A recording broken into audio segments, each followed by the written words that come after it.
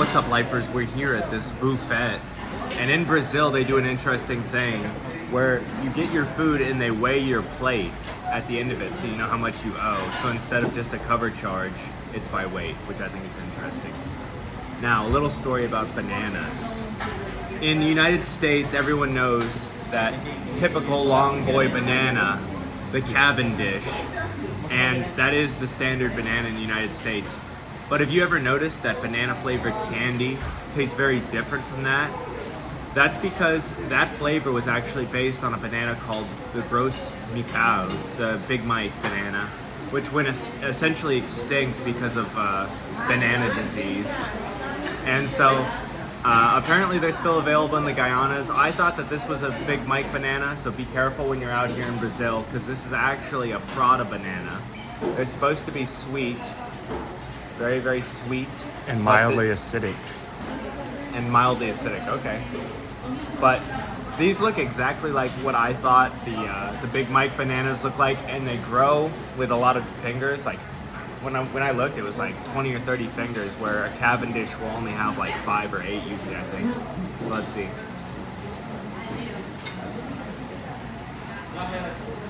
It tastes the same as a regular Cavendish banana.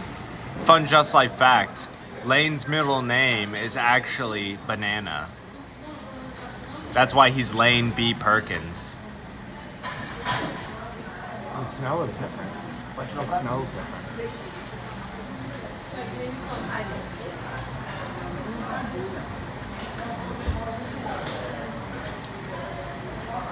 I'm gonna have to disagree with you on the flavor. I feel like this is a much softer flavor, and it's not as sweet. I feel like this is a little bit more bitter than the other one, but not bitter. It's just a little less sweet. So, I think it's fair to say he has a more defined banana palate. I don't really eat bananas that often, but I think they taste pretty similar. So, go to Lane for banana advice. This is a staircase with a bunch of little tiles, and it looks really cool. So we're gonna go beep this out. So this place is swarmed with all the tic-tac and Instagram girls taking their pictures and videos for the day, paying cameramen to come and take pictures of them. Influencers. Influencers like us. Picture for my TikTok here for my Instagram, please. Quick, how much do you pay for rent in New York City? It was like, I don't know, a piece of cake or something to the homeless. A piece of cake. You can double it, give it to the next person. Over here, as you can see, it's a little foreshadowing for the next thing we're gonna go to. Guns N' Roses. But you guys are gonna find out about that in a minute. Shabbat Shalom. Shabbat Shalom. It's pretty interesting seeing all the tiles that they have. It's very reminiscent of Portugal, where they have all the really nice tiles along the sides of houses and stuff. I guess that's a little bit of cultural conversion over here, being Portugal light. Very nice. Kazakhstan, greatest country in the world. All of the country run by little girl. We love you in Brazil. Come to Brazil. Well, we've reached the top of the staircase. It was cool. It's a very cool thing. Very bohemian, as Joe might say. So directly behind us, we have statues of Eshu. 7 different saints they have. There's only 3 here, I believe. I believe those women to the sides are not in the saint realm, in the same way as the people encased are. And it's basically a spin-off of the Yoruba religion that we learned about in our Nigeria videos. Right behind us, we have a mural as well of 2 of the saints. And basically from the readings that I just did online on Wikipedia about it, it's in the Yoruba traditional religion, Yeshu would be the devil or Satan. And here in Nigeria, or here in Brazil, it's been adapted to become gods of multiple different things, including the most interesting one to me is one of them is the god of palm oil. So I think it's really, really interesting. If you watched our Nigeria series, you'll remember we went to the point of no return in Maiduguri. And in that museum, they said that many of the people who were shipped off to the Americas left from there where we were and came here to Brazil. So to see an adaptation of a Yoruba religion changed and modernized a bit and put into the Brazilian context and still being worshipped here, it's really interesting. We actually met a practitioner who didn't want to be on video, who was lighting a candle right there and giving a gift of Kinshasa, or Ashasa, Yeah. to the god, which in Nigeria, one of the things that they would sacrifice often would be bottles of gin or shots of gin. So he was keeping that part of the faith very, keeping up with how it is practiced in Africa. But here, they are not seen as necessarily devils like they would be in Africa. But what he did say to us is Ogun, the one that we focused on, and we even met a priest of the Yoruba religion who worshipped Ogun and told us about those practices. He said Ogun is the god of the forest and the Eshus are of the streets of the urban city. So that's sort of how it's adapted for Afro-Brazilian culture to sort of fit in with the fact that they are urban rather than the people who traditionally would practice it in Africa being much more rural farm people. And when we learned about the practices from the priest, maybe he'll even put in the guy saying it himself or the translator, because I believe we had a translator speaking for us there because he didn't speak English, talking about how they go into the forest to worship Ogun and make sacrifices like rats, chickens, oil, goats, etc. in the woods.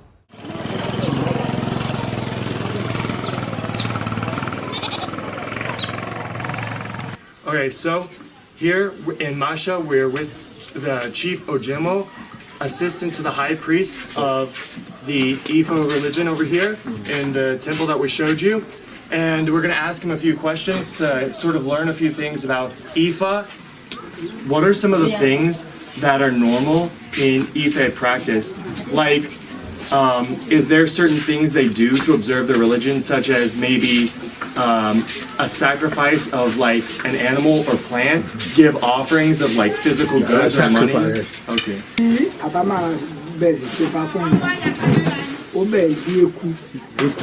That's right. One bat, one of the sacrifice, right? Fish, and chicken. So, do they sacrifice the animals live? Wọ́n ní ṣé òye ni wọ́n máa fi ń gbọ́ ni. Oyè la máa gbé dèdè báyìí, a máa gbé fa yẹn lẹ̀, a máa fi bọ́. Ifá yẹn ó dẹ̀ ní bí a ṣe ń bọ́, tẹ́ni tí kì bá tẹ́fá kò lè bọ́. Kò lè bọ́. Now there is a life. They'll bring the animal also called sacrifice live. And also, Yume, if you're watching this video, we'd really appreciate it if you put down in the comments if you know anything more than we do about how this is practiced in Nigeria. We'd really appreciate if you told us a little bit what you thought. Now, one thing I'm gonna hypothesize about, because I don't have the context for this, but I do think it's interesting that rather than worshiping Ogun, they're worshiping what would be considered like the devil in Nigeria. And I think that could be because of the horrible circumstances they went through. Maybe that shifted their worldview. What do you think of that? Well, one thing I will say is the guy who was practicing it here, he said it's kind of a mix with Christianity between Yoruba tradition and Christian tradition. So Catholic I believe tradition. that they kind of softened the idea of the devil to make it something more palatable, and they used the traditional Christian devil, perhaps. I don't They know. might have seen, like, it could have been way back in the day that they felt Ogun abandoned them or something. It's hard to say. It's interesting how something like this develops. I will say, in the depiction we see right here, she's got a straight razor, so she has a weapon. And then over here, they're practicing probably, what is it, jiu-jitsu? What do they do here? They have that dance. Muay Thai? Is that what's your guys' dance? Capoeira. They're probably practicing capoeira. For those not in the know, capoeira is like a dancing fighting style that originated here in Brazil. With African influence. These entities, they're more like entities than goddess, or sorry, gods and goddesses. They're more like spirits, let's say, and people pray for them because they have certain connections. in the case of these guys over here, they would be kind of the dark side of the religion. And so what's interesting about them is that, for example, the girl, she's all about sensuality and you know, attracting a person and things like that. You can see here there's like all sorts of things in terms of games and card games and, you know, luck as well. Now the guy is usually there are different types of these entities, and one of them is what we call the street locker. So that's why we have this drawing right here, and I suppose that's in reference to that idea. A person with keys that can lock streets spiritually, so they can lock away people that are not welcomed, and that could be like physical people or spiritual people as well. So that's why people pray for them, because they can stop evil coming to your life too. And there's all sorts of little things that you do for them. For example, you can light a red candle. So you see some candles right there, or you can give alcohol too. In those little cabinets, you can see like bottles of alcohol, and that's specifically for this type of spirit. Here we have Saint George slaying the dragon, the guy who Georgia and England have their flags based on. He is a Yeshu. Just a side note, I think it's really interesting that St. George is venerated in Umbanda, the religion of the Yeshu. Umbanda, the religion of the Yeshu. Being that St. George, the standard cross is named after St. George. St. George's Cross, is what they call it. St. George's Cross. Lane and I both think he would take massive exception to being worshipped in a pagan religion. I think he would have some very extreme feelings about that, negative feelings. So I was just told by Joe, who has family that practices this religion, that apparently they changed the names of their gods to Christian saints so as to not be discovered practicing their African religion by the Portuguese. So St. George is actually their version of Ogun. So that's pretty strange. We're at Museum of the Republic here in Rio, and guess what? It's extremely affordable. Anybody can come in here for free. Just don't bring backpacks. That's not allowed. Or food. Let's go. Let's beep this out. Beep, beep. So far the museum's been a lot of art stuff. The building is very well designed, very beautiful, very colorful. It's a really unique kind of place. Probably very traditional Portuguese, what it would have looked like when they were around, most of these places. I'm a really huge fan of the classical architecture and the religious iconography. It's very nice. Yeah. So if you can see over there on top of the door, it's written in Portuguese, United States of Brazil. That was the official name of Brazil. I think in the 40s, during the war, that's when we had the dictator at the time. And I know that that was the name of Brazil, officially. If I could sing that time, to the good old days. And my mama say, this is Brazil. So Joe, do you know that date, 15 November 1889? This is the Declaration of the Republic. There you go. 89, yeah, 1889. I would like to address all of those who have denounced me. All falsehoods. This is the Muslim theme room. Yeah, it could be the a Moorish themed room. It says Spain here. Yes, a Moorish. This is cool. I like this too. It's good. This is Getúlio Vargas. He was a dictator in the 40s, I believe. But before that, he was an elected president. He was very popular. So that's why I suppose he had the guts to become a dictator afterwards, but then he killed himself. And I believe he killed himself here in this place. Well, I'll say this, Joe. He sure does seem to have a lot of guts. So, directly outside of the museum, there's some really beautiful architecture. It's a really nice section of the city to come walk around in. Very different than where we just were at, but I really like this. It's very picturesque. It's so picturesque, I think I'm gonna take a picture. It even kind of reminds me of the Painted Ladies in San Francisco. Hey, ladies. Hello, Painted Ladies.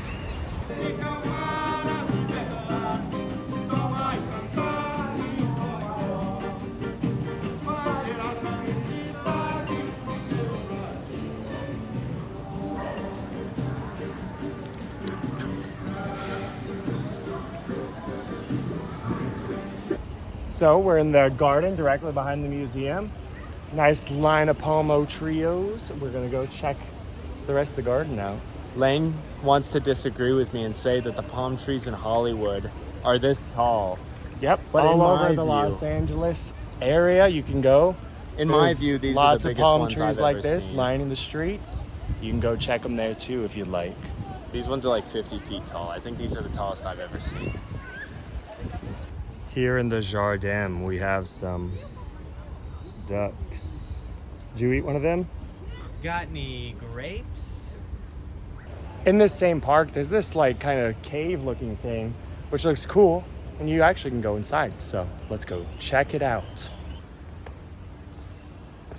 Do do do do. Cave. Goodbye. Volta Come check this out, Bolsonaro. guys. This is MTV Cribs. Check out my crib. Hey, Justin, is that a stalactite or a stalagmite? Neither. It's hollow. It's fake. Which would it be? It would be neither, I think. It would be both. It would be both. Would it be both or neither? Both, but connected. It's just a column. I bet there's a word for when they connect like that. You don't know the word for when a stalactite and a stalagmite connect? It's Stalagnate. So up here, you actually get a nice view of down onto the park. It's where we were walking earlier. The big palm trees. Nice place. It's really nice actually here in Rio de Janeiro. one big bonus for this is that it's free, just like the museum we went into. And it's very cool, today at least, because of all the shade. Great place for a siesta. That's right. They're using it for that. Some baby ducks.